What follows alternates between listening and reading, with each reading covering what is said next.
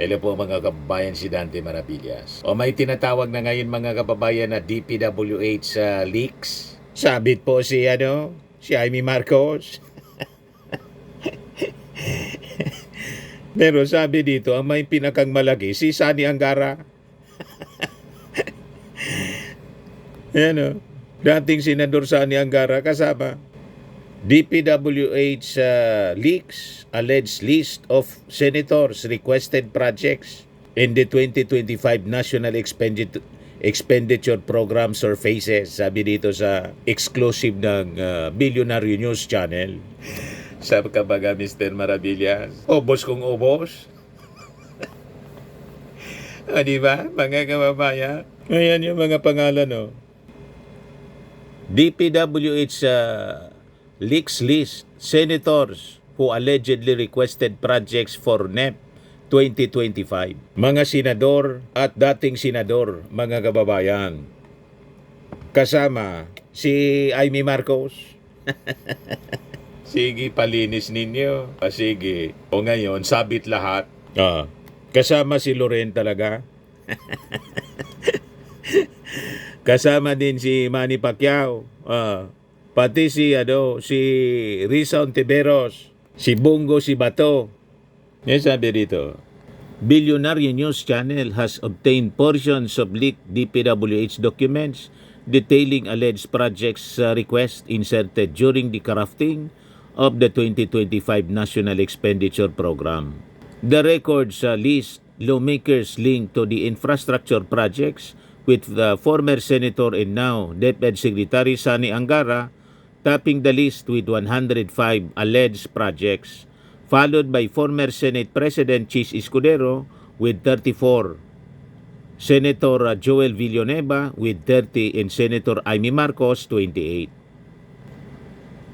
BNC Channel has corroborated the documents with sworn affidavits, Senate testimony, and existing entries and the DPWH transparency server. Yan po, mga kababayan. Iba kita niya, Mr. Maravillas, kasama pa si Manny Pacquiao. Di ba niya, hindi naman siya senador na 2022 kasi natalo siya sa pagka-presidente. Yan nga po. Kaya medyo kaduda-duda ito mga lumalabas na mga balita. Baka talaga, ang purpose nito mga kababayan, guluhin ang investigasyon. Di ba pa?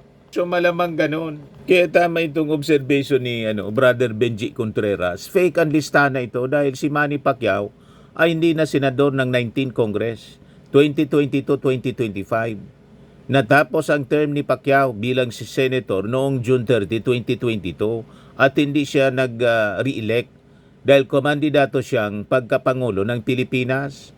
Wala siya sa listahan ng mga senador.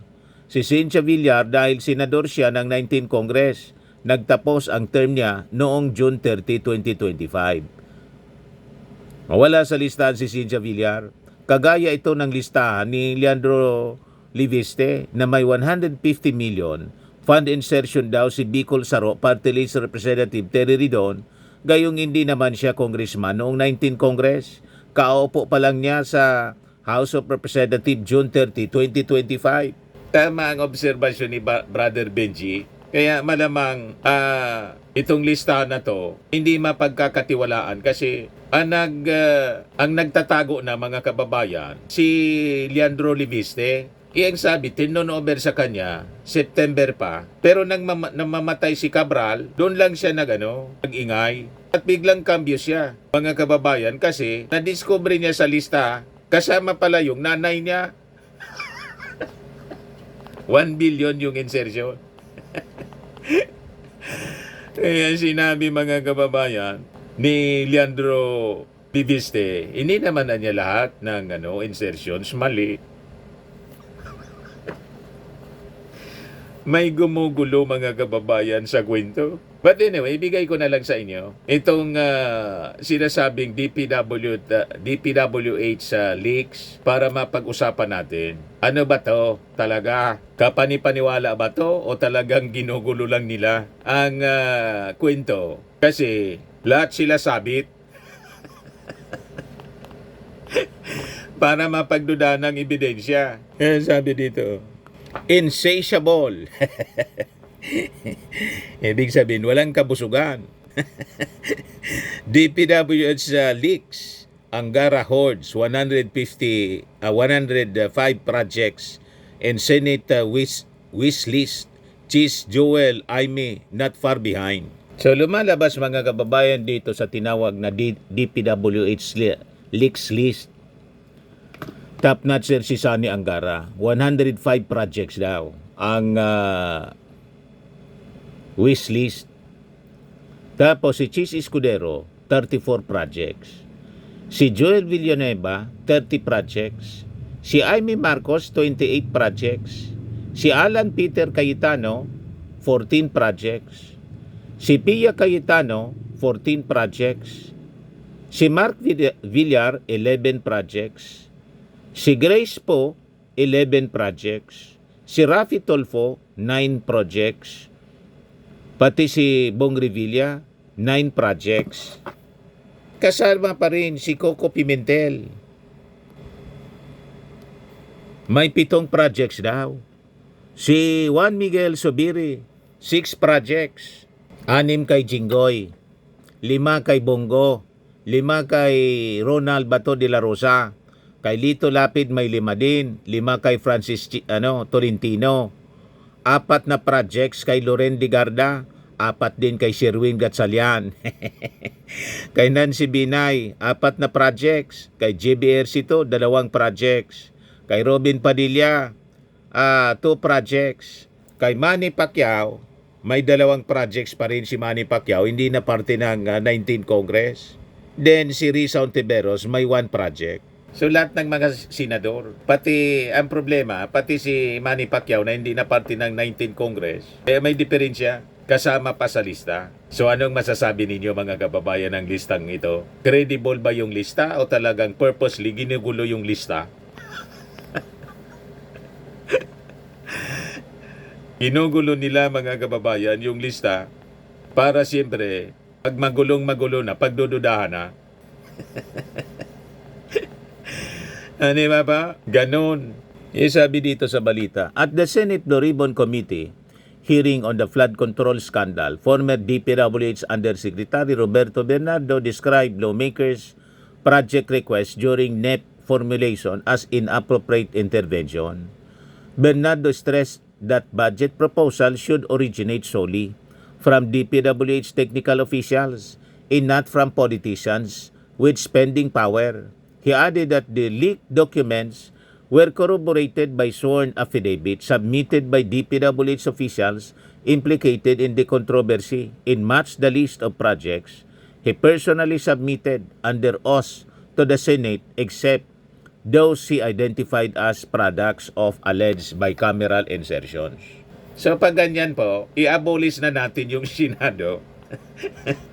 Kasi kung susundan natin ang linyahan ng mga sinasabi ninyo, lahat ng mga proponents, sabit sa kickback, di lahat kayo magnanakaw. Isara na natin. Dapat lahat kayo pumasok sa kulungan. Wala nang itira sa mga senador. So ano pa ang rason, mga kababayan na may Senado pa tayo? Lahat pala kayo dyan, kung susundan natin yung linyahan ng mga propaganda nila, lahat nasabit sa insertions, lahat sabit sa proponents. Kasi yan ang pinapalabas sa mga propaganda. Masama yung insertions, kasi ito daw yung source, mga kababayan ng kickbacks, ng korupsyon, pati yung mga proponents. So dinimonize ang word na insertion, pati yung proponent, kung sino. Kung sino yung proponent, lumalabas, yon ang beneficiary ng mga kickbacks, ng SOP. O di sige, ubusin na natin yung mga senador.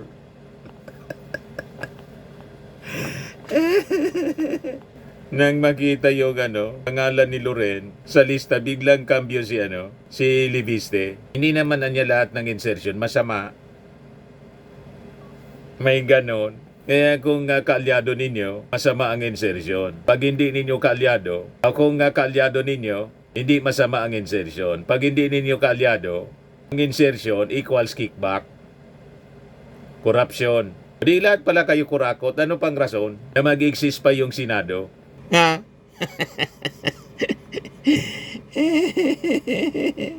Yan ba? O ngayon, pumalag si Bongo. Sabi diyan, Bongo, pumalag sa pagkadawit sa Cabral Files. Pag nadawit kayo, papalag din pala kayo.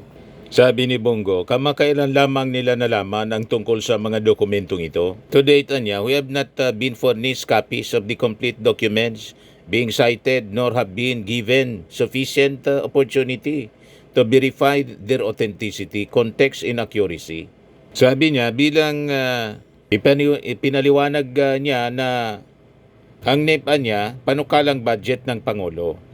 At tanging executive branch lamang ang gumagawa nito. Bilang miyembro ng minority at opposition sa nakalipas na 2 taon, wala umanong authority, partisipasyon o control si Senator Bongo sa paggawa o pagpasok ng mga proyekto sa NEP na anilay purely an executive function. Ogas kamay agad mga kababayan si Bongo.